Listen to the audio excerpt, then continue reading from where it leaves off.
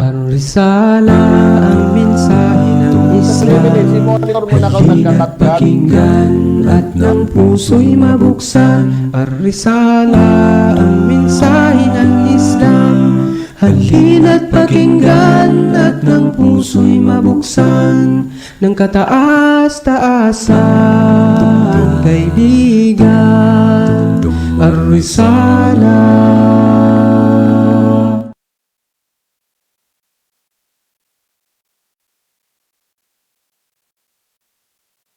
Narito na ang tinig ng katotohanan.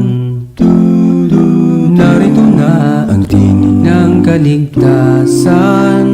Ang risala, ang mensahe ng Islam. Halina't pakinggan at ng puso'y mabuksan. Ang risala, ang mensahe ng Islam. Halina't pakinggan at ng puso'y mabuksan. Ng kataas-taasan, kaibigan, Ar-Risala.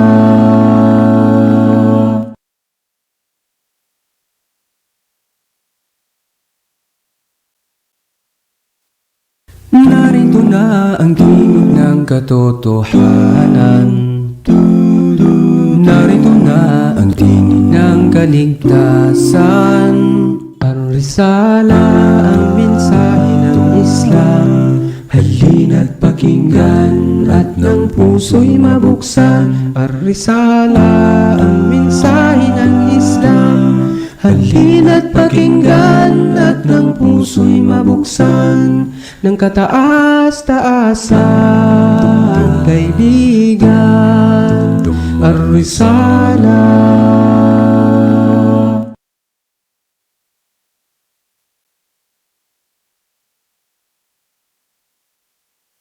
Narito na ang tinig ng katotohanan. Narito na ang tinig ng kaligtasan. Ang risala, ang mensahe ng Islam. Halina't pakinggan at ng puso'y mabuksan. Ang risala, ang mensahe ng Islam.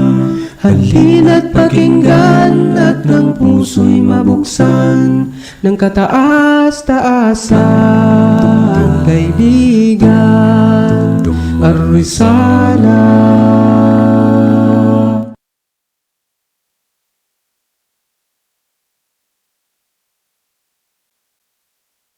Narito na ang tinig ng katotohanan.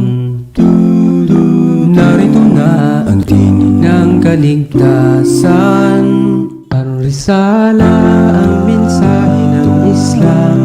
Halina't pakinggan at ng puso'y mabuksan. Ang risala, ang mensahe ng Islam. Halina't pakinggan at ng puso'y mabuksan. Ng kataas-taasan.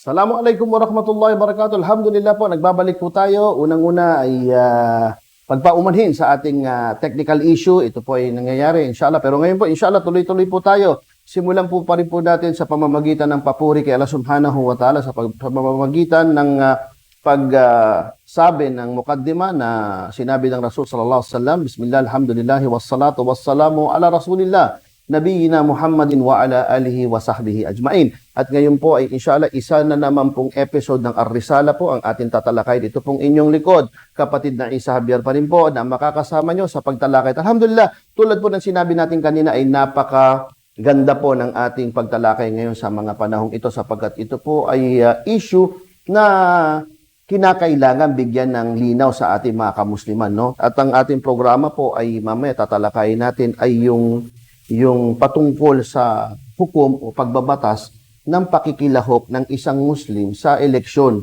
Ikaw man ay botante o tumatakbo bilang opisyal ng gobyerno, kung ikaw ay isang Muslim, ano po ba ang hukom dito? Ano ba ang ating tamang pananaw pagdating sa bagay na to? At inshallah, tatalakayin natin ito ng pinakamaliwanag na ating kakayanin, inshallah. Pero ngayon, ganun pa man, ay meron tayong mahalagang guest, importanteng guest po sa araw natin na ito. Ito pong mag-ama na ito ay napaka-aktibo sa larangan ng pagpapalaganap ng Islam at mamaya makikilala nyo sila. Marami sa inyo nakilala na sila sa pamamagitan ng napapanood natin ng kanilang mga vlog, kanilang mga pagtulong, kanilang mga pagbisita sa mga iba't ibang area, no, na sila ay nagpapalaganap ng pananampalatayang Islam. At ngayon po, sila po ay sasabak sa politika at kaya't napapanahon na topic ito at naimbitahan natin sila dito upang magbigay ng kanilang saloobin kung ano yung kanilang mga pananaw pagdating sa issue na to at masagot nila yung mga bagay-bagay na inshallah. At ganun pa man, binabati natin mulit ang ating lahat ng mga viewers dyan. Ano po, mamaya po magbabasa po tayo ng mga tawag dito, comments dito. Kung meron kayong mga questions tungkol sa ating paksa at meron kayong mga nais na matanong, no? Lalo na sa ating mga guests mamaya, inshallah ay welcome na welcome po, no?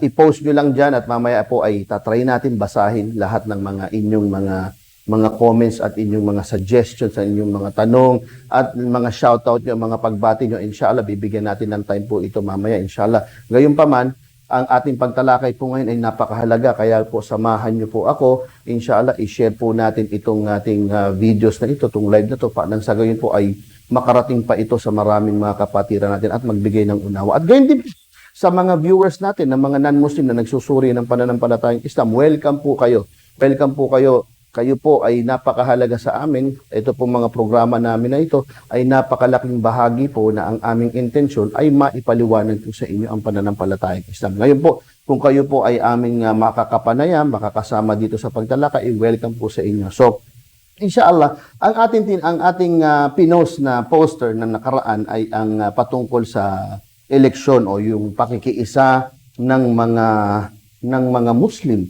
sa larangan ng eleksyon o tinatawag dito pagboto, sapagkat napapanahon na po, nakaraang linggo lang po ay natapos na po yung pag-file ng candidacy ng ating mga aspiring officials. At ngayon po, ano po ba ang obligasyon ng mga Muslim pagdating dito bilang isang mamamayang Muslim? Pero ganun pa man, bago po tayo magsimula sa ating paksa, hindi po natin makakalimutan basahin muna yung mga first viewers natin, inshallah. Unang-una na, nandyan si mga nagbate, si Joe Mundo, no? Nandyan, salamu alaikum, alaikum salam wa rahmatullahi wa barakatuh. Si Fuad de Guzman Villanueva, salamu alaikum din sa iyo. Of course, ang aking mother po na si Jotelia Javier, si Saida, salamu alaikum din sa inyo dyan. At of course, nandyan si Al-Ihsan, salam. Assalamu alaikum wa rahmatullahi wa barakatuh. Watching from Davao, no? Nasa Davao, so magkalapit lang po tayo, inshallah. At ngayon po ay nagsimula po tayo na meron po tayong nasa almost 80 live viewers po sa aking page. At inshallah, nawa po ay i-share nyo po ito nang sa gayon ay ito po ay makarating sa marami nating mga kababayan, inshallah. Of course, nandyan din po si Jomar, no? Jowamar Valles, watching from Cavite. Assalamu alaikum sa lahat ng kapatiran natin dyan sa Cavite. At si Shatti ba to, no? Farhani Makarambon, assalamu alaikum warahmatullahi wabarakatuh. Watching po from Antipolo. So alhamdulillah, nakakarating po ang ating mga programa sa maraming lugar, inshallah. At inshallah, patuloy nyo pong i-share ang ating video nang sa gayon po ay makarating pa po ito sa ating mga kapatid na mga Muslim at mga kababayan na nagsusuri ng pananampalatayang Islam. Ngayon po, talakayin po natin at hindi po lingid sa ating kaalaman na marami na pong mga ulama, no, natin na nagtatalakay dito, pero for the benefit po ng ating mga followers, no, benefits po ng ating mga viewers, ay bibigyan natin ito ng mas malinaw na pagtalakay, inshallah, dito po sa ating programang Ar-Risala. Ang katanungan po na sasagutin natin, na which is inshallah, bigyan natin ng detalye ito mamaya, yung tinatawag na hal yajuzu taswit al-muslimin lil kuffar, no, lil akaf syarran. Ang sabing ganun. Sa tanong ito po ay kinuha natin sa fatwa mula sa mga fatawa ni Sheikh Al-Munajjid, no. Ang sabi, hal yajuz daw po ba, maari po ba sa mga Muslimin na bumoto, o di ba? Bumoto lil kuffar li akaf syarran. Bumoto sa batas ng kuffar, ito yung tinatawag natin sa batas ng mga non-Muslim, sa eleksyon ng non-Muslim, li'akaf syar. Ibig sabihin, upang mapababa ang syar, ang kasamaan na nagaganap sa kanila. Yun ang tanong. So, ang sinabi dito, ba'dul muslimin alladina ya'ishuna fi bilad ghayr al-islamiyya yuridu na ma'rifatu jawazul musyarakati fil intikhabat wa taswit lil ahsab ghayr al-islamiyya, ghayr islamiyya. Sabi, Ba'dul Muslimin daw, ang ilang mga Muslim daw na silang nakatira sa lugar na hindi Muslim ay gusto nilang malaman kung maari ba daw tayong makiisa sa eleksyon o pagboto sa mga parties o sa mga grupong hindi Islamic. Yaquluna bi anna ba'dul ahzab al-muayyina sa tuqaddim no sa takdum o tutulungan nila. Sabi niya lianna meron po nagsasabi na ang ilang mga political parties na ito ay tutulungan nila ang mga Muslim kapag sila ay nanalo sa eleksyon. So anong sagot ng ating Sheikh dito, ni Sheikh Munajjid? So dito na natin palalawakin. Ang tanong malinaw po, ang sabi, hal yajuz, pinapahintulutan ba daw tayong makisali sa mga intikhabat na ito o taswit o pagboto? Ang sabi, hadihi min masail al-fatiyya allati yaktalifu fiha al-hukmu bisabab az-zaman bihasbi az-zaman wal makan wal ahwal. Ang sabi ng Sheikh, ito na. Ang sabi ng Sheikh, ito daw ay isang mas'ala, isang usapin na hindi siya general na tinatalakay. Yaktalifu fiha al-hukm. Nagbabago-bago ang hukom. Hindi ito isang batas lang na sasabihin natin. Yaktalifu fiha al-hukm bihasbi az-zaman. Depende sa panahon. No, titignan natin kung ano ang hukom dito. Depende daw sa panahon, wal makan, sa lugar, no, sa balad, kung ano yung lugar nyo, wal ahwal, at kalagayan ng mga Muslim. So, hindi tayo pwede basta-basta magsabi na general na pwede na o kaya hindi na pwede. Yun ang sabi ng Sheikh. Li'annahu yakhtalif. No? Sapagkat nagkakaiba-iba po ang hukom. Depende sa lugar, depende sa panahon, at depende sa sitwasyon ng mga Muslim. Ang hukom po pala, ang batas po pala sa pakikipag-isa sa eleksyon o pagboto ng mga Muslim sa lugar ay depende, hindi po para pare-pareho. Ibang sitwasyon sa Pilipinas, ibang sitwasyon sa Malaysia, sa Indonesia, sa Saudi Arabia, iba't ibang lugar po. Hindi po dapat tayo nagsasabi ng isang general ruling na bawal na lahat o pwede na lahat. Depende po yun, sabi ng ating mga fuqaha, sabi ng ating mga ulama. Nagkakaiba ang hukom. Pagdating sa eleksyon, pagdating sa pagboto, depende sa lugar. Sabi, unang-una, depende sa zaman, pati panahon. Meron po palang kinalaman, pati yung panahon. Wal makan, depende sa lugar. At ahwal, depende sa kalagayan ng mga Muslimin. So, kung paiikliin po natin yung pagtalakay dito, binigyan ko po ito ng summary. Ito po yung mga points, no, na dapat nating makita kapag titignan natin kung ano ang hukom ng pagboto sa lugar natin. Unang-una, tawag dito, kung ang boto ng mga Muslimin, no, ang boto ng mga Muslimin ay merong athar, sabi, merong athar, ay walang athar, no, sorry. Kung ang boto ng mga Muslim ay walang athar o walang epekto. For example, ang Muslimin sa lugar ay 1% lang o less than 1%. Kung bumoto sila ay wala namang mababago, wala namang mangyayari. Ang sabi ng mga ulama, ito'y hindi na kailangan. Kung wala rin naman kayong magagawa, no? Hindi rin naman magbabago ang sitwasyon sa inyong pagboto. Ibig sabihin, napakaliit ng bilang nyo.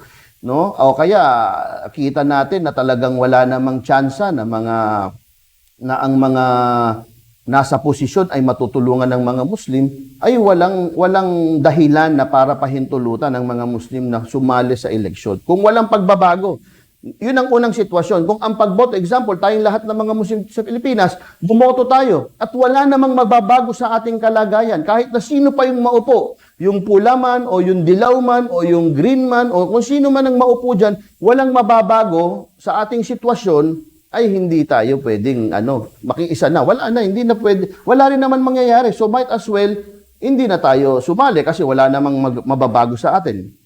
Pangalawa, no, hindi naman mababawasan yung kasamaan. Pangalawang sitwasyon ay mananatili naman yung effect, no? O kaya sinasabi na wala ring silbi, same effect din. Yung una hindi mo kayang baguhin, same din na walang mangyari.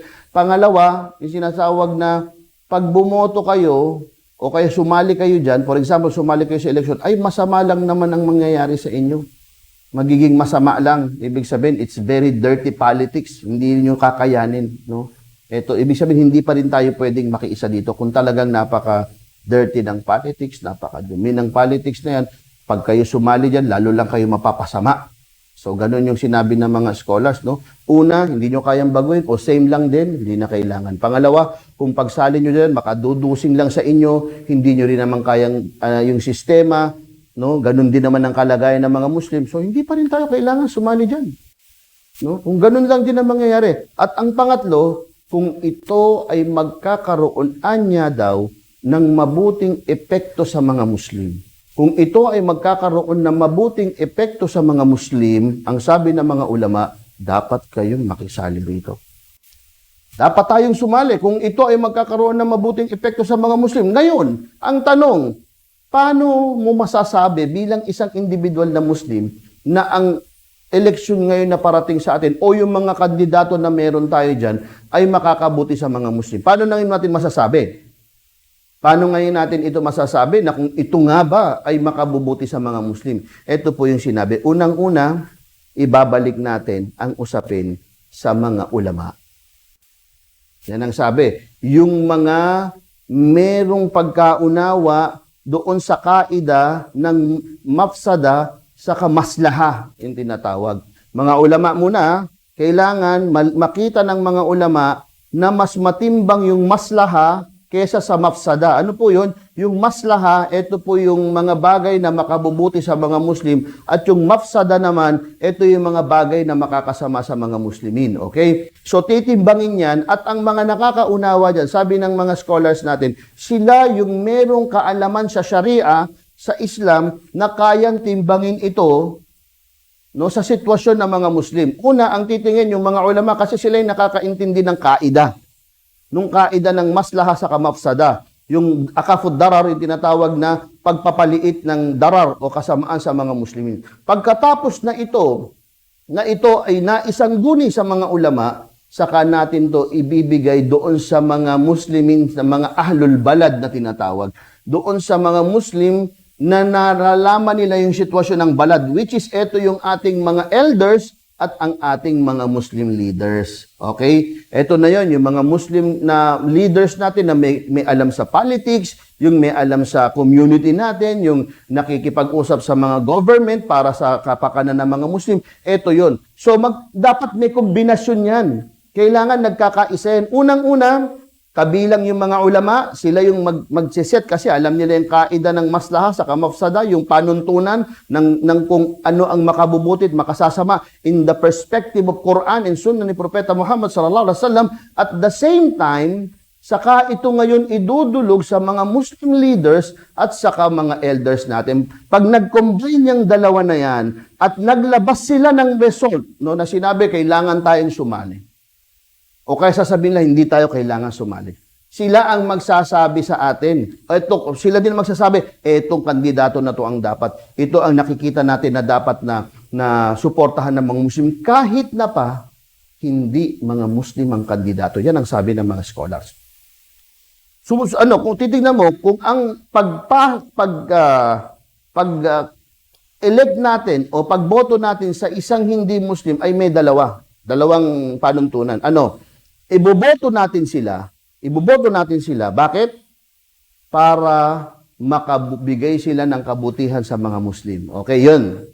Dalawa. Boboto mo to para manalo siya at kapag nanalo siya, ay ang mga Muslim ay magiging mabuting kalagayan. Makakapagpatayo sila ng mga moske, makakapagpatayo sila ng Islamic Center, yung kanilang mga Islamic activities, papayagan, mapoproteksyonan sila man sa diskriminasyon, yung etc.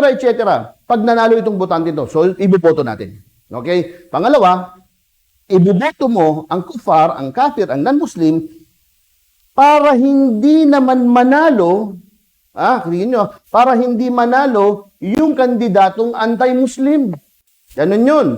No? Hindi boboto natin yung isa. Kahit na example, naglalaban ng dalawang kafir. Wala tayong pipiliin, dalawang non-Muslim yan. Okay? Ngayon, dalawang klase ang pagboto. Unang pagboto para sa benepisyo ng Muslim. Pangalawa, pagboto na kahit na walang benepisyo ang Muslim, pero para lang huwag manalo yung isang anti-Muslim.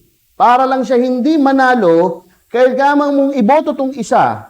Kailangan mong iboto kahit na wala siyang pinapangako sa mga Muslim, ha? Pero ano siya, tawag dito, fair siya, no? Para lang hindi manalo yung kandidato na kandidato na anti-Muslim. So malinaw po, yun po ang level niyan. Ngayon, yun ang tinitignan ng isa sa mga kaida o isa sa panuntunan ng ating mga ulama at mga Muslim leaders. Kaya nga marapat na kapag tayo po ay pipili ng ating mga boboto, kailangan po tayo unang-una bilang mga Muslim at Pilipinong Muslim na nalalaman natin ang paligid, magsuri tayo, magmasid tayo. Pagkatapos nun, of course, wag nating kakalimutan na magmusyaraka o tawag dito, magmusyawara sa ating mga ulama at mga leaders. Isa pag may sinabi ang mga leaders natin na itong suportahan natin, ikonsidera po natin. Lalo yung mga ulama natin. Ngayon, babala naman ito sa ating mga Muslim leaders at mga ulama na huwag tayong papagamit sa politiko. Kapag napagamit tayo at nakita natin ang mga ulama natin hindi na adil, hindi na sila trustworthy, no, babalik ang ating rulings doon sa number 2 na hindi pwedeng sumama ang mga Muslim. Bakit kasi? Makakasama lang. Bakit kasi? May mga ulama nga tayo at leaders, corrupt naman. So, hindi rin papasok tayo sa pinahihintulutan ng pagboto. Dapat yung number 3 na magkakaroon ito ng good effect sa ating mga Muslim kapag alam natin ang ating mga Muslim leaders at ang ating mga tinatawag dito, ang ating mga ulama ay adil at may kakayanan, no? Intellectually, morally, spiritually, lahat ito may moral sila para magsabi sa atin na ito ang ating iboboto. O kaya tayo ay sasali sa darating na eleksyon. So, pagkatapos nun ay taufik na ni Allah subhanahu wa ta'ala. Third, paano po naman kapag ang kandidato ay Muslim? Ibang usapan yan. Pag Muslim na yan, nagiging dapat sa atin ang pagsuporta is nagiging obligasyon na ng Muslim. Makakaya ba nating iboto ang isang non-Muslim kapalit ang isang Muslim? Di ba? So ang sabi ng Rasul sallallahu alaihi wasallam, unsur akakal Muslim zaliman o madlum. So pwede natin kunin yung kaida doon, di ba? Kung totoo siya, di ba? Tulungan din natin ang ating Muslim, daliman o madlum. Siya man ay nagawa ng kasalanan, o nagawa ng kasalanan. Siya man ang nagawa o siya ang gumawa. So, meron din tayong aya sa Quran na wa ta'awanu 'alal birri wat taqwa, no? Magtulungan kayo sa no? Sa kabutihan at takwa kay Allah Subhanahu wa Ta'ala. Dapat nating iboto ang isang Muslim. May I say, obligado pa na iboto natin ang Muslim kapag tinaglay niya ang mga sumusunod na mga panuntunan. No? Kapag nakita natin ito ng mga panuntunan ng mga Muslim, unang-una sa ating pagbabasa, ang sinabi dapat meron siyang takwa kay Allah Subhanahu wa Ta'ala. Takwa. No? Pangalawa, meron siyang ilm. May kaalaman siya sa Islam, kahit basic. Pangatlo, may kudra siya. Meron siyang kakayanan mamuno. May kakayanan siya na sumabak sa eleksyon, for example. No? Yung kanyang mga pasilidad, yung mga bagay-bagay na yan. So, pag ito'y tinaglay ng isang Muslim, adil siya. No? May takwa siya kay Allah Subhanahu wa Ta'ala.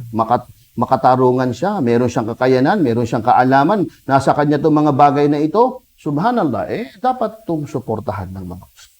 Dapat itong iboto ng mga Muslim sapagkat tunay na kapag tinataglay niya itong mga sumusunod na katangian na to, ay tunay nga na siya ay karapat-dapat na mamuno. Bueno, babasa po tayo ngayon ng ating mga shout-out muli. Pagkatapos nito ay sisimulan na po natin ang ating pagtalakay, no, sa ating guest, no. Ang una pong guest natin, babanggitin ko na po, ay si Brother Abdurrahim Cruz, no.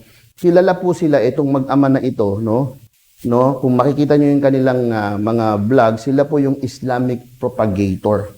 Ano po, yung Islamic propagator. Kahit po ako, dumadaan po sa wall ko yan, sa newsfeed yan, napapanood natin yan, yung kanilang mga iba't ibang activities nung Ramadan, kahit na pandemic, yung kanilang mga da'wa sa loob ng kapulisan, sa militar, kakita natin sila dyan. So, hindi, sa mga taong nasa da'wa, hindi sila bago. Kilala natin sila. Ganun pa man, inanyayaan natin sila ngayon dahil nga sa munasaba, sa season o sa pinag-uusapan ng eleksyon at kamakailan po ay nag-file po sila ng si Brother Abdurrahman, yung ama, ng candidacy bilang senator. At inshallah, ito po ang ating pakinggan kung ano po ang mai-share nila sa atin. Pero bago po mo yan, magbabasa po muna ako ng ating mga shoutout inshallah. So, unahin ko na po si Faija Musahari. Assalamualaikum, watching from Isabela, Basilan. No, si H. Fatima Salk. Mashallah, tama po Ustad. Mashallah, Khadija May Liwa Ali, no? Assalamualaikum sa iyo. Tama brother Sheikh, comment pro from Cotabato City. Si RTM Dabpil, no? Tapos si Dolly. Assalamualaikum warahmatullahi wabarakatuh. Hindi ko ma-scroll yung mga luma. Dali Hindi ko ma-scroll yung mga luma, lang. Pag nakalakpas na, hindi na maibalik. Anyway, inshallah ta'ala, ngayon po, direct siguro, pwede na natin ipasok si Brother Abdurrahman kung ready na, inshallah, para sa ating live interview. Ayun. Assalamualaikum. Brother Abdurrahman. Abdurrahim. Assalamualaikum. Assalamualaikum warahmatullahi wabarakatuh. Masya Allah. Kamusta na po kayo dyan? Alhamdulillah naman ako. Kahit naman medyo masamang panahon, okay naman. Alhamdulillah. Ayun. Actually, ambush interview ito. Hindi ko po na-send yung mga question ko sa inyo kanina. Pero anyway, meron na po tayong parang clue dito sa ating pagtalakay ngayon. Ngayon po, unang-una, kahit mga 1 to 2 minutes po, magbigay po kayo ng konting background sa inyong mag-ama, ano yung inyong mga dating activities, yung inyong mga ginagawa noon at ngayon, no, pagdating sa Islamic propagation, at ngayon po ay unti-unti nang nai-engage sa politics. Ano po ang small background po muna tayo? Well, assalamualaikum warahmatullahi ta'ala wabarakatuh. Mga mahal ko po mga kapatid. Actually, pagdating po sa background, kami po is obviously hindi naman ho talaga mga pinanganak na isang tribal o isang Muslim. Ang kinamulatan po namin, especially ako, kinamulatan kong religion is Iglesia ni Cristo. Handog po ako doon, lumaki ako ng Iglesia ni Cristo at kinamulatan ko na magmula noong hanggang ako ay magbinata. Doon pumasok ako sa Islam dahil din sa encouragement ng father ko dahil talagang nagpursige siya. At hindi niya kami talaga tinigilan hanggang sa maubos yung buong pamilya namin. Then, to make the story short, after po namin ng mag-embrace ng Islam, is nakilala kami dito sa lugar namin, sa Sapote, dahil ang naging hanap buhay ko noon, kasi katuwang ko yung father ko, is nagbibenta ako ng langgunisa. Gumagawa ko kasi ako ng langgunisa dito. Nagbibenta kami ng baboy dito. Ang isa sa mga unang naging dahilan, naging sikat kami dito na pag-usapan dahil na-alarma yung mga kapatiran dito sa buong Cavite dahil merong isang magtitinda ng baboy ng longganisa na nagpapakilalang Muslim. Kasi bilang iglesia, kagaya ko lumaki, normal na, natural na sa atin yung salitang daawa, although hindi natin sabihin ng daawa, normal na sa atin yung pinapakalat natin yung ating pananampalataya. Then 2006, yung kasagsagan yung terrorism issue sa mga pambobomba, diyan naman si Papa nagsimulang pumasok sa dawa at makisali. At that time, wala pang gaanong mga nagdadawa, wala pang gaanong mga duat, at hindi pa usong social media, ang Facebook noon, ang YouTube noon halos kalalabas lang. So ang naging main talaga naming issue, ang naging main talagang target ng father ko kasi sa tuwing nakikipagsalamuha siya sa mga tao at sa mga kapatiran natin, ang laging nagiging issue, especially dito sa Luzon, nawawala ang mga daya, may mga nawawala. Merong mga sinasalvage, merong iba sasama lang sa mga symposium, nawawala, tapos may mga mosque na nare-raid, may mga mosque na nilalagyan o tinataman ng kung ano-ano. Then nagsalita ang father ko noon, sabi niya sa amin, bakit kailangan antayin natin na ang mga pulis yung lalapit sa atin? Tapos interrogate lang tayo, basta ako dadamputin. Ako hindi ako papayag niyan. Sabi niya, the best thing we can do is tayo pupunta sa kanila. Ipaliwanag natin sa kanila ang Islam. At wala akong pakialam. Yan ang bitaw niya niya, kahit sino pang general, kahit presidente pa mismong humarang sa atin. Kasi wala mo nang ginagawa masama. Ibig sabihin, papayag lang tayo dito, basta lang ako dadamputin. Kasi ganun ho ang laging nangyari. Then, nagsimula kaming first dawa namin, experience na sa mga polisi sa Bicol, sa Naga. May mga kasama kaming mga alim, may mga kasama kaming mga ustads. at naging successful. At ayon nga sa PNP noon, sa isang general na naka-assign nung time na yun, ito ang gusto naming mangyari. Ito ang hinahangad namin na gawin sana ng mga Muslim. Eh ang problema, nagtataka kami bakit wala man lang kahit na sino na nag-a-approach o may mga proyekto kami para sa mga kapatid. So lalong nagbigay ng idea yon sa father ko. Kinuha namin yung opportunity hanggang the rest is history. Nagsalita kami sa mga palengke, nagsalita kami sa mga bus, at alumang klase ng mga, basta may maraming tao, minsan sa piyesta, sa loob ng simbahan, kung kaya't naging controversial na rin yung aming YouTube noon kasi nung kasagsagan yun, bawat may mga account sa YouTube sumisikat. Andiyan na yung mga kung ano-ano mga chismis, so kami ay mga tauhan ng gobyerno, mga DFA agent, o yung mga pulis na pinasasyada ay binabayaran, o yun ay set up, and whatsoever. Dalawa ang naging sa amin, dalawa ang naging impact. Instead na mas maging madali sa amin yung gagawin namin dawa na yon, lalong naging mahirap kasi dahil dun sa figure na lumabas, kinatakutan kami at pinangilagan kami ng ilang mga kapatid. Now, which is nagiging dahilan kung bakit mapapansin ng iba nating mga kapatirang tribal na ang layo namin sa ibang mga grupo. Hindi sila nakikihalubilo, nag-iisip sila ng masasama, and then mayroong mga pangit na mga kwento na lumalabas. Sa amin, sa side namin, ang lagi lang pinanghawakan ng father ko, lillahi ta'ala. Inshallah, ang lahat ng nakakaalam, mamamatay tayo na, huwag nating pansinin kung ano ang mangyari, basta importante, ginagawa natin to para sa kaluguran ng Allah subhanahu wa ta'ala. So ako personally, at that time, talagang ayaw ko na. Ilang beses akong humiwalay kay Papa hanggang sa naging mag-isa na lang siya. Kahit na dito sa kapitbahay namin, mismong mga kapatiran, walang sumusuporta pa sa kanya at that time. Kasi siyempre, meron siyang pagka-police character. At ang laging tanong ng mga kapatid, bakit puro police? Bakit puro police? Eh may mga mahina ang judgment. Ang problema kasi at that time, mas mabilis ang kalat ng chismis kaysa sa mabuti mong gawa. And then there was a time na kahit yung mga ibang malalaking Islamic center, hindi na kami binibigyan ng mga pamphlets. To make the story short, and to make it more on to the point, mas naging problema namin ang mga kapatiran kaysa sa mga Christian. Imaginein mo, kapatid, imagine na, this, totoo to, hihingi kami ng pamphlet. Before, kung pagkahihingi ka, halos ibigay lahat. Maraming papadala. Then, afterwards, nung pumutok na yung aming YouTube, sumikat na sa kasi yun naman ang yun naman ang source. Ang nangyari, di na kami nakakakuha. Tapos bigla-bigla may marinig kaming kwento, keso daw kami ay nakita na kasama si ganito, si General, o kaya humihingi ng mga solicitation and whatsoever. On our part, wala namang ganon. Then naging apat ang grupo namin, naging kami, binuo namin yung Philippine Islamic Propagator, Abdurrahman Abdul Rahim. Kasi noong nagpa-sec kami, ang Philippine Islamic Propagator ay nilang tanggapin kasi daw masyado daw truwarsan. So nagdagdag kami. Naisip ko, pangalan namin ni Papa nilagay. So, lalo siyang namayagpag ng namayagpag. Ang nagiging problema namin noon, maliban sa funding kasi, kahit noon pa hanggang ngayon, hindi ganun kadali ang funding. Napakahirap. Ginapang namin yun. Kaya, yun ang naging dahilan kung bakit kami naging malapit sa mga kapatid nating mga Maranao, mga tribal. Kasi, sa ayon natin at sa gusto, tanggapin natin ang katotohanan, especially dito sa Luzon. Ako mismo, aminado ko sa sarili ko noon, dahil sa kakulangan ng mga Islamic Center, kung hindi ako sumama noon sa mga tablig, hindi ako nagkaroon ng mga kapatid o kaibigan. Wala naman tayo mabalik Islam dito. Ang time noon, yung iskag noon dito sa Luzon, di pa ganoon kalaki ang network nila.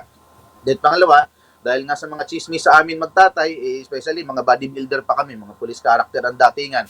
Imaginein mo kapatid, papasok kami sa isang mosque, nagtatalunan sa bintana yung iba. Tatakot, akala nila raid. Isa pa bro, So, sa nakita kong ginagawa nyo, bukod sa dawa, nagre-responde ka rin sa mga kailangan ng brothers. Example, yung mga janaza, yung may mga reklamo, Actually, may mga brother na ginawa ng masama. Ano yung mga activities nyo sa pagtulong sa kapatiran?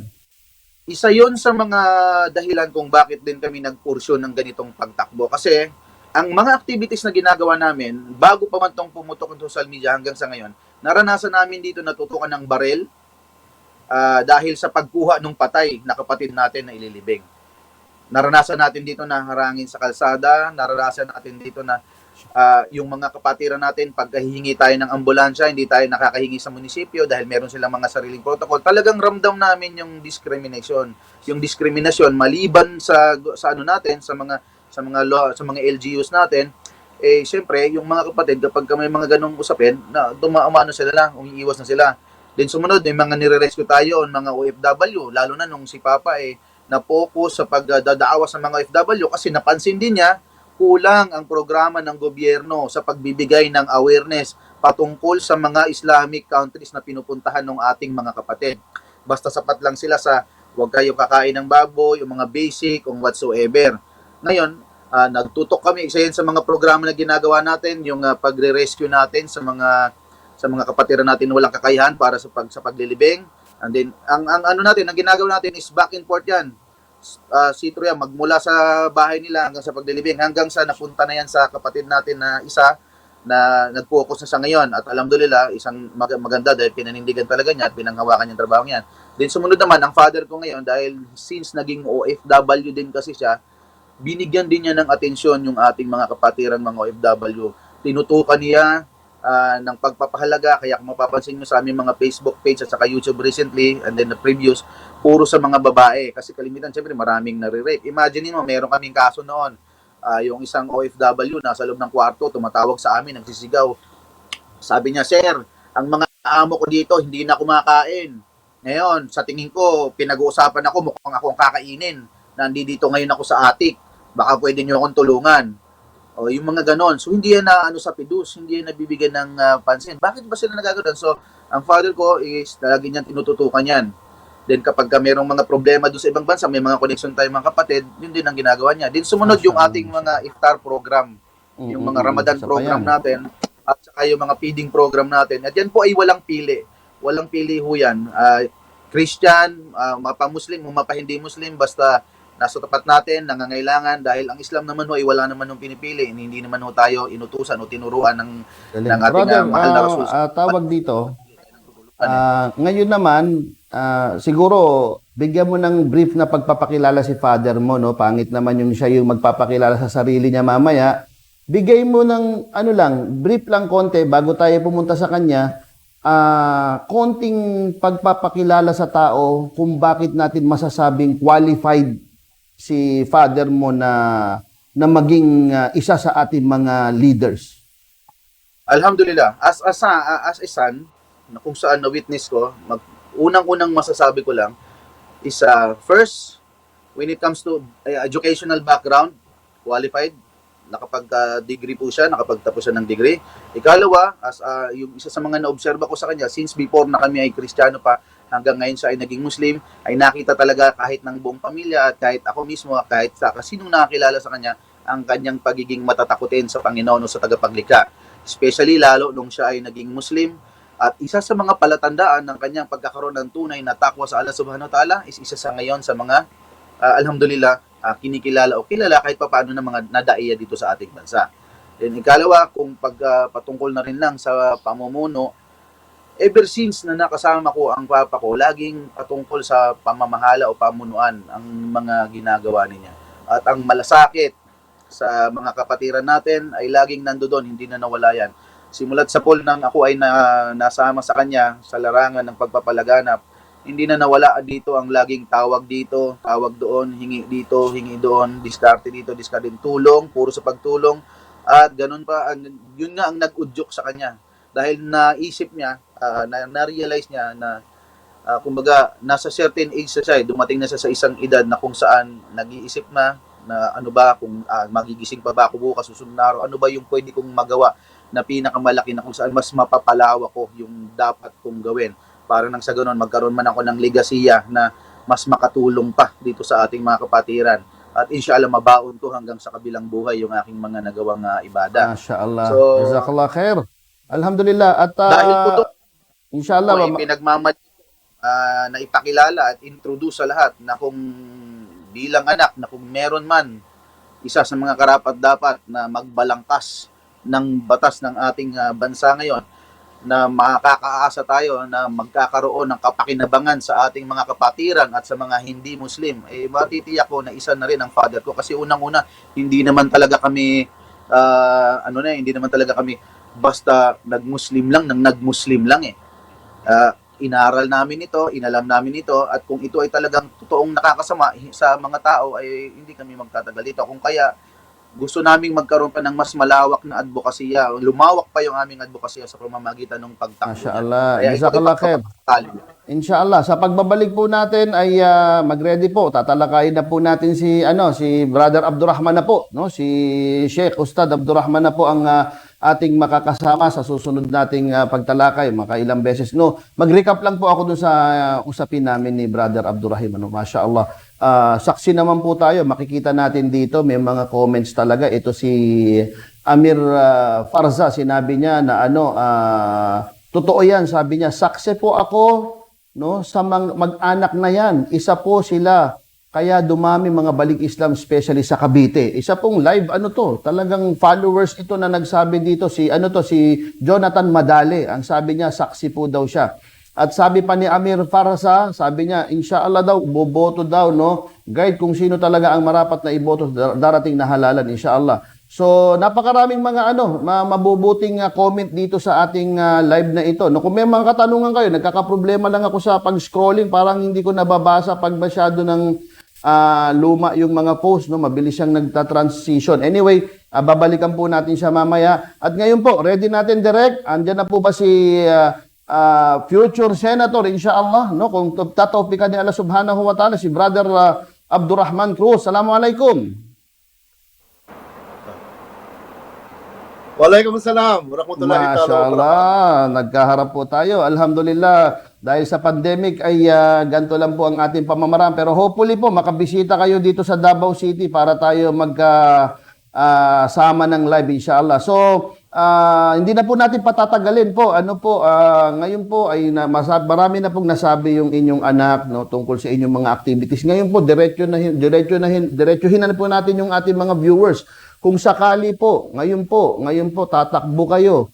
Ano po ang inyong mga pinaplano, no? Kung sakaling kayo ay papalain, no? Bibigyan ni Allah Subhanahu wa Ta'ala ng taufik. Ano po ba ang mga pinaplano nyong pwedeng pagsilbihan ng mga Muslim? Di ba dati nagsilbi na kayo? Ngayon, kung mabibigyan kayo ng mas mataas pang pamamaraan ng pagsiservisyo, ano ang inyong mga pinaplano para sa kabutihan ng mga Muslim?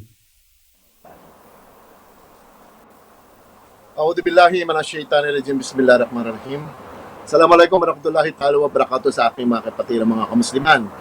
Lalong-lalo na sa iyo, mahal kong Isa Javier. Actually, isa ka sa mga kinikilala ko na alhamdulillah, masasabi ko na pwede na sabihing alamat na rin. Kaya lang alam ko anak lang kita. Kasi sa edad mo. Allahu Akbar. No, hindi lang halata na matanda ako dahil sa alhamdulillah pinanganak ako Ganda ng lalaki.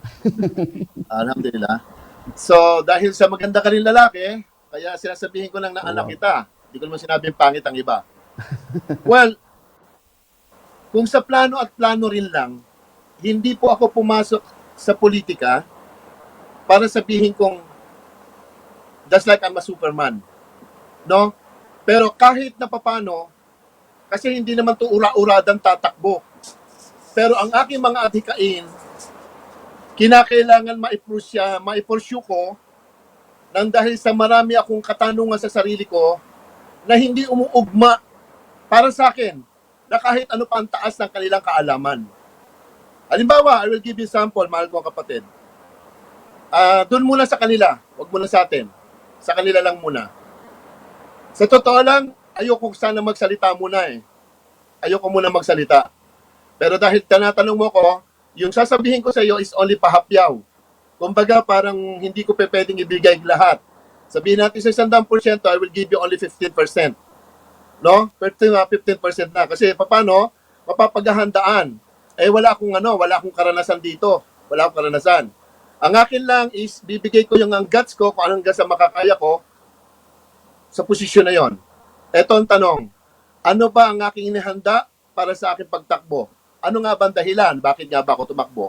First, napakagulo po ng political system natin. Napakagulo. Hindi bagay sa kanilang antas ng kanilang pinag-aralan. Bagamat napakaganda nila magsalita, pero ang sitwasyon ng setting is di ko gusto. Kung baga kung ipaparis ko sa iyong studio, sa pag-uusap ninyo, kapag kayo nagkakaroon ng pag-uusap, is para bagang, teka muna, bakit ganito? Ang alam ko yung mga abogado ito, whatever so and so forth. So, ito na lang akin kapatid, no? Hindi pa naman ako nakakasisiguro sa pagtakbo ko kung ano pa mangyayari, marami pang milagrong mangyayari. Maaaring matanggap ako o maaaring hindi ako matanggap. Isa lang ang gusto ko sabihin sa inyo, mga minamahal ko mga kapatid. In short lang, marami akong gustong balangkasin na para bumuti ang ating mabumuti ang Islam, at tututukan ko yun. Lalong-lalo na mga minamahal ko mga kapatid, pasensya na kayo, nagba-blackout ako ha. Pero mabuti na lang, at relax lang. What I mean to say, marami akong gustong balangkasin na ikabubuti ng bawat isa sa atin. Katulad halimbawa ng ano.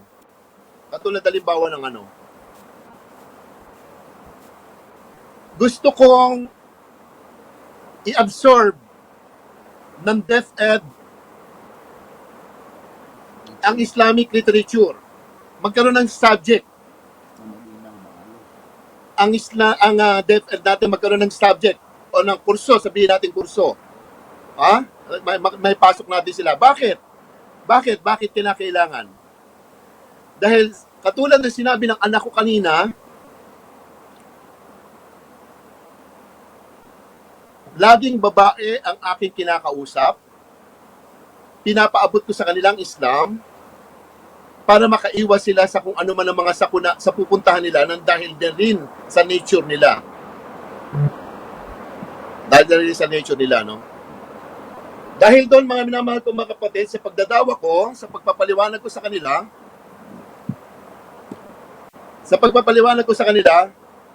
sandali lang kapatid ha, kaya ako nawawala, may tumatawag doon sa kami tumatawag ha, please lang ha. Sige lang, no problem. Okay, I'm so sorry ha. No problem.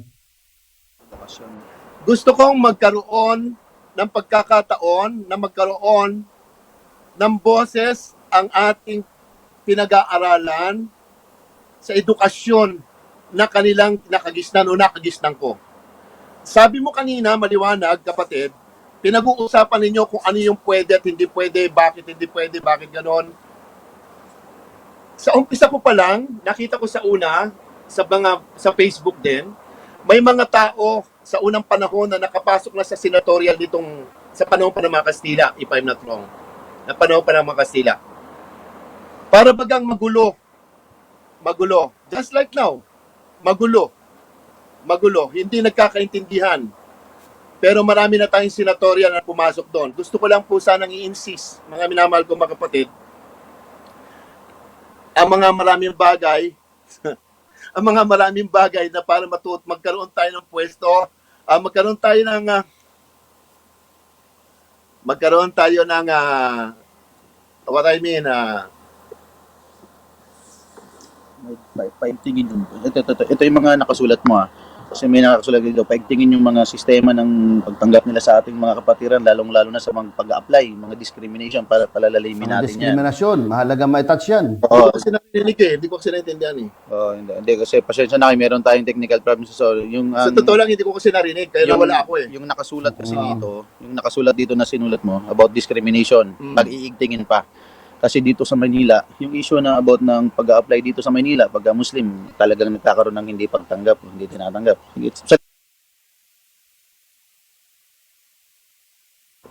Naka-live ka, yung sa edukasyon, yung about na iripasuhin yung mga binibigay nilang mga subject kasi mali-mali yung mga nandoon sa mga libro, at saka yung pagkilala sa mga Muslim na mga bayani natin, na mas ngayon binibigyan pa nila ng atensyon yung pagkilala kay Noynoy kaysa dyan.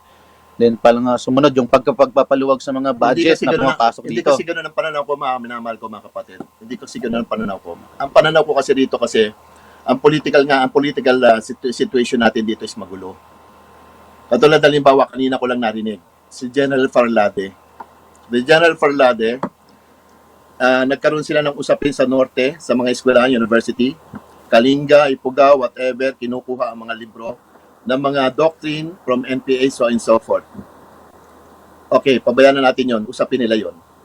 Ngayon, ang gusto ko mangyari, mga minamahal ko mga kapatid, i-insist ko nga, katulad ng sinabi ko kanina na wala na lang ako, i-insist ko nga sa DepEd na magkaroon tayo ng subject o Islamic subject o Islamic literature. Pipilit ko yon, susubukan natin na may pasok yon para hanggang sa ganon, mga minamahal ko mga kapatid, kung ano man yung mga maliliit na problema natin kinakaharap o nakaharap na sa nagdaan natin, ay mauunawaan nila dahan-dahan kasi hindi ho talaga ito mabibigla. Hindi ito mabibigla, pero yun lang po ang magiging boses ko. Isa po yun sa magiging boses ko. Isa po yun sa magiging boses ko. Now, hindi ko po maintindihan. Wala po ako naintindihan. Nawawala kasi ako, nawawala. Mabuti nangyari ito. Auzubillah. Inshallah po, sa politics po, madadami po ang mga magi-interview sa inyo. Dapat maging Hindi po aware, kasi sa totoo lang, mahal ko kapatid, sa totoo lang, huwag ka sana mabibigla, diretsa ng istorya sabihin sa iyo. Kanina pa ako nakikinig doon sa salita nyo. So alhamdulillah, naiba yung focus ko sa salita, naiba yung focus ko sa iyo. Kasi magkaiba naman yung posisyon Magkaiba yung posisyon doon sa atin Ang akin lang dito, mga minamahal ko mga kapatid, titiyakin ko lang ang kaligtasan ng bawat isang kapatid natin. Masya Allah. Titiyakin ko lang ang kaligtasan ng kapatid natin. Worst comes to worst, ipaglalaban ko po kung ano yung pamuti para sa ating bawat isa sa ating mga kamusliman. Wala akong alam na mabuti. Hindi ko na alam kung ano nangyayari, no? Hindi ko na alam kung ano nangyayari. Kasi naguluhan ako doon sa kanina salita nyo kanina, paliwanag nyo. Nawala ako sa posisyon. Kung pwede sana, i-rest ko muna to sandali, babalik ako sandali, no? Okay. Abdurrahim, sandali Pwede lang. tayo kay Abdurrahim. Give me- Abdurrahim. Abdurrahim. Ayan. Si Brother Abdurrahim ang magsisilbing parang spokesperson. Yes, Siyempre, pwede naman. minsan Pwede naman. nai-stress ang ating kapatid sa rami ng mga dapat pag-isipan pag ikaw ay papasok sa politics. Brother Abdurrahim, so siguro i-diretso mo yung mga tingin mong naisulat diyan na maging platform ni Father. First, kailangan po nating intindihin na ito ay first time na pagpasok ni Papa dito sa politika. Then pangalawa, kailangan nagiging maingat siya sa pagsasalita dahil unang-una sa sobrang pagmamahal niya sa ating mga ulama ayaw niyang makasagasa o makapagsabi ng kung anumang mga pangit na ikasasama ng loob ng bawat isa. And pangalawa, isa sa mga talagang matibay na plano niya na lagi niyang ini-insist every time na magkakaroon ho ng mga session is ang mai-implement ng maigi na mabigyan ng tamang mga tao sa kung saan yung sistema po ng edukasyon natin kasi puro more on sa kanila lang. Masyado tayong naisang tabi. Gusto niya na maging boses siya na pagdating sa usaping edukasyon para maibigay ang tamang mensahe o yung tamang dapat malaman ng mga Pilipino pagdating sa imagine mo more than a century na tayong magsasama-sama dito. Pag lumabas ka sa kalsada, ang alam pa lang din ng mga tao pag ang mga Muslim hindi kumakain ng baboy. Sa totoo lang, kung hindi pa nga dahil sa palabas na legal wives, hindi nila matutunan yung mga iba nating makatutunan. Ang problema, nakatutok lang dun sa isang tribo. So anong naging focus nun? Anong naging problema dun? Dahil sa weak educational system ng yung sistema nila ng kakulangan ng informasyon sa pagbibigay ng sa atin, especially dyan sa Mindanao.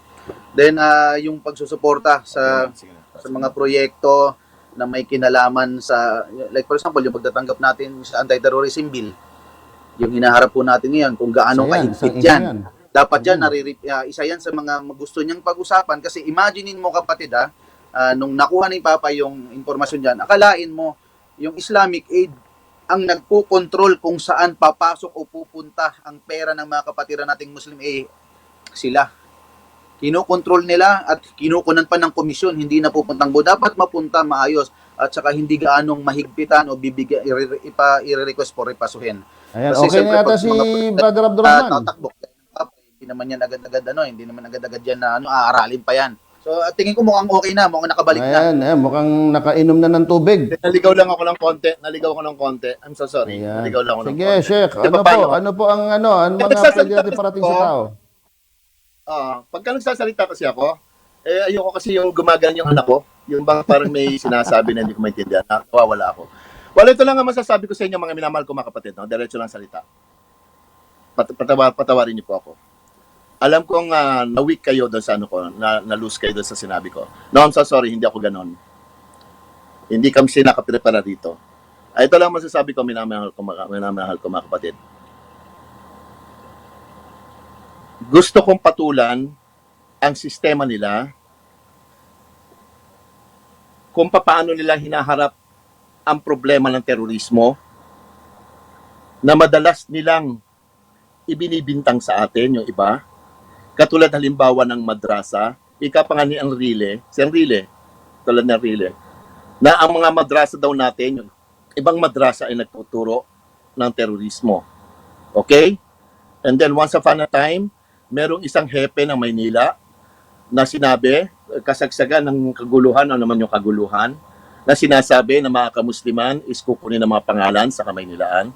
So ibig ko sabihin, gusto ko sanang i-address sa kanilang lahat. Kaya nga nasabi ko rin sa iyo kanina, titingnan ko kung ano yung magagawa ko doon sa isang porsyon na gusto ko ipasa na batas na maipasok ang Islamic literature sa DepEd, gawing legal ang madrasa, i-accept nila, tanggapin, at ang mga ustads natin bilang yun ang magtuturo, kalibel ng kanilang teachers, kalibel pati sweldo, kalibel ang pagtanggap, nang para na sa ganon, maintindihan nila na ang bansang ito ay dalawa tayo na nabubuhay, dalawa tayong nasa lipunan, na nagsasabing ikaw ako'y Muslim at ikaw ay Christian, na wala naman kayong naiintindihan patungkol sa amin, kaya nang dahil doon, kung magkakaroon tayo ng Islamic study sa kanilang eskwelahan, sa kanilang eskwelahan, sa kanilang buhay, almost 25% nabubuhay sa Islamic country. So isa lang yung sa portion na yun, hindi pa ako masyado kasi nakahanda. Yun ay sinusulat ko pa lang, pinaghahandaan ko pa lang, dahil nga paano, alam ko pang marami pa akong haraping mga tanong, hindi ko pa alam kung matatanggap ba o hindi ba matatanggap. And then, kaya lang naman ako pumasok dito sa interview mo, sinabi ng anak ko, pinakiusapan ako, sinabi ko sa kanya kagabi ko lang sinabi sa kanya, na kapatid, ay anak, hindi ako nakahanda, paano ba to? Sabi ko sa kanya, keso. Binabalangkas ko pa yun. Pero isa sa pinakamabigat na gusto ko i-proceed na magkaroon sila ng pag-aaral patungkol sa atin. And isa pa rin, kung pwede, kasi kung ano man yung sinabi niyo sa akin kanina, hindi ko na muna hindi ko muna ipapasok yon kasi paano, wala pa naman akong kasiguruhan din. Kaya nga ayoko muna sana sa ganito na interview. Pinilit lang ako ng anak ko. Hindi pa ako. Kasi pagka hindi ako nakahanda sa isang bagay, nagbubulol ako, nawawala ako.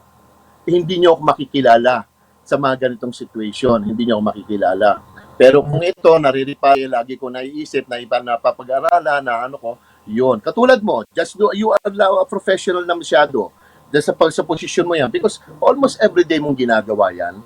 Everyday mo ginagawa yan. Iba naman to sa situation na ginagawa natin pang everyday. So, bibigla ako magtatanong, otherwise, nakakasa ako sa pagpasok sa senatorial. So, ibig sabihin, hindi ako nakahanda. Wala pa akong paghahanda. Pero, handa akong sagutin kung ano man yung may iksing paliwanag, pero mahaba kasi ang oras ko na hinihingi nyo sa akin dito. Para kung ano man ang gusto nyo maintindihan at malaman para sa akin. Naguluhan kasi akong bigla dahil marami ka kanina sinabi sa narinig ko na kung ano yung mga katangian ng isang politiko. So, siyempre, kapag nagsalita ako rito, paano natin masasabi na gugustuhan ako ng mga tao? First of all, hindi naman ako politician. Pinaghahandaan ko pa, inaaral ko pang mabuti para na sa ganun, inshallah, matanggap ako at hindi na ako mapahiya kung nandun ako. So, ano ang gusto mo tanongin sa akin, kapatid? Actually, siguro kung final question para lang sa ating mga kapatirang Muslim, Okay. Siyempre, marami dito, binabasa ko yung mga comment nila. Alhamdulillah, puro mga positibo na handa silang sumuport at bumoto sa inyo. Kung mababasa ko yung aking mga comment dito, ay talagang gusto nilang sumuporta sa mga Muslim. So, siguro magbigay tayo ng words of wisdom o ano po ang masasabi nyo sa kanilang nagsasabi na inshallah magbibigay sila ng support sa inyo. Ano pong gusto nyong mensaheng iparating sa kanila ng mga kapatiran natin? Mga minamahal ko mga kapatid,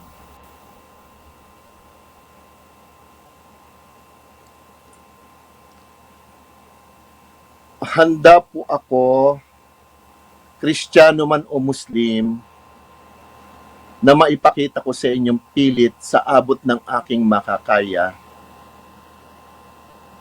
kung ano man ang natutunan ko sa katuruan sa Islam, na maipaabot ko sa inyo kung ano ang aking maabot makakaya sa kung ano man ang kailangan nyo rin.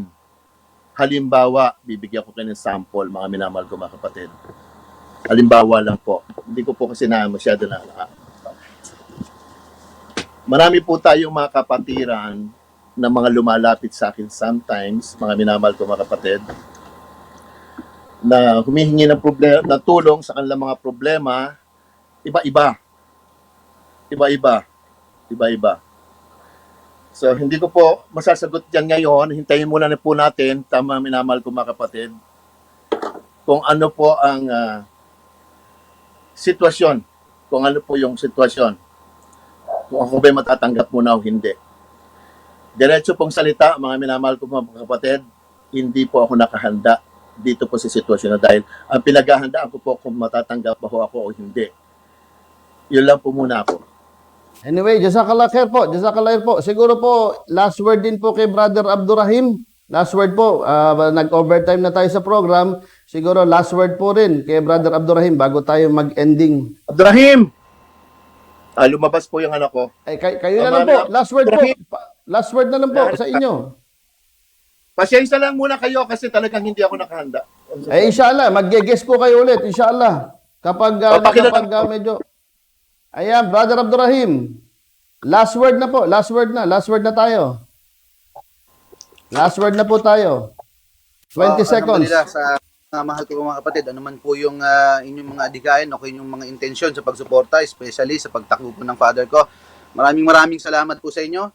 And then pangalawa, ipagpasensya nyo na dahil talaga to be honest to all of you, siyempre hanggang December 15 pa, kung masisure kung talagang siya sa mga kwalipikado whatsoever.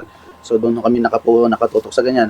Ganun pa man kung patungkol po sa paghahanda at patungkol po sa aming mga intensyon, ito po ay pagpapalakas ng ating pananampalataya at pagiging boses natin para sa lahat po ng ating mga kapatid na mga Muslim dito sa Pilipinas hanggang sa kabila. Then sumunod ako pinakikiusap para sa mga iba na medyo na-conscious o hindi na naintindihan dito, pakisuyo na lang, pakilike na lang po yung aming mga page at ang aming mga Facebook account, especially sa father ko, Abdurrahman Cruz, at saka sa akin naman na Abdul Rahim, para nang sa ganun lagi po tayong updated. At magkakaroon na din po kami doon ng mga live session na kung saan ay pwede niyong tanongin ng father ko sa about sa kanyang mga advokasya, sa mga plano niya, at sa lahat ng mga kung anong bagay. Maraming salamat po sa oras po ninyo at pasensya na po kayo sa anumang mga technicalities na nasaksihan ninyo, ganun naman. Kasi ever since talagang ang father ko ano talaga yan, totoong tao sa kung ano siya magsalita, ganun ang nalalaman niya. So ang focus po namin ngayon is paghandaan lang po muna if kami ay matatanggap o hindi. Kasi niriripaso pa po yan, December 15 pa. Although nakapag-file na ng COC.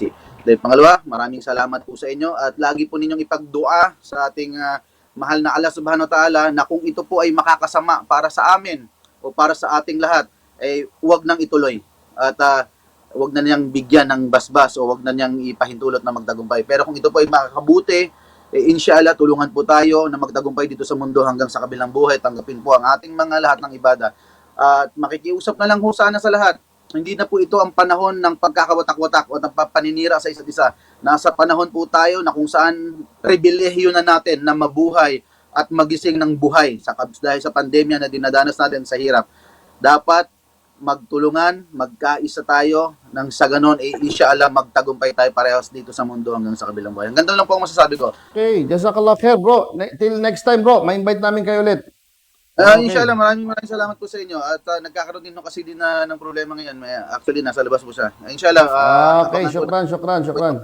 Jazakallah khair. Sana at maging positibo ang lahat. Okay, direct. Masya Allah. Alhamdulillah po at nasaksihan po natin ang ating pagtalakay sa mag-ama na Cruz, no, yung kilala nating Islamic propagator. Alhamdulillah, sinimulan po natin ang ating pagtalakay sa araw na ito patungkol sa hukom, sa hatol, kung paano po ang isang Muslim ay sasali sa eleksyon, no, o ang isang Muslim ay boboto, no, natalakay po natin at nawa ay ito po ay nakapagbigay ng manfaa, nakapagbigay ng knowledge sa atin. Maraming salamat sa ating viewers. Sa aking page po ay umabot tayo ng 120 po ang ating live viewer. Inshallah sana po ay madagdagan pa po in the future. At inshallah po muli-muli po, no, at maraming salamat din sa ating mga naging guest, si Brother Abdurrahim at Abdurrahman, ang mag-ama po na Islamic propagator na inshallah po ngayon ay nagbabaka sakali na sumabak po sa politika at inshallah naway bigyan ito ng taufik ni Allah. Tulad yan na sinabi ni Brother Abdurrahim, kung ito'y makabubuti ay isulong ito, ibig sabihin taufikan ni Allah, at kung ito naman ay hindi, of course si Allah pa rin ang magdi-decide bandang uli. So jazakumullahu khairan. Nag-overtime po tayo ngayon, no? First time po, medyo napahaba po natin, pero beneficial po. Marami po tayo narinig sa mga nagtatanong. Ngayon nakita natin ang side nila, nawa ay patuloy po tayong sumubaybay sa ating programa. Next week po, abangan niyo po yung ating mga pagsapa. Magpo-post po ako ng panibagong poster na tatalakayin natin next week. Maraming salamat po sa inyo. Hanggang muli po, kapatid na Isa Javier para sa Risala, ang mensahe ng Islam. Muli po, jazakumullahu khairan. Wassalamu alaikum warahmatullahi wabarakatuh. Narito na ang tinig ng katotohanan. Narito na ang tinig ng kaligtasan. Ar-Risala, ang mensahe ng Islam. Halina't pakinggan at ng puso'y mabuksan. Ar-Risala, ang mensahe ng Islam. Halina't pakinggan at ng puso'y mabuksan. Ng kataas-taasan, kaibigan. Ar-Risala.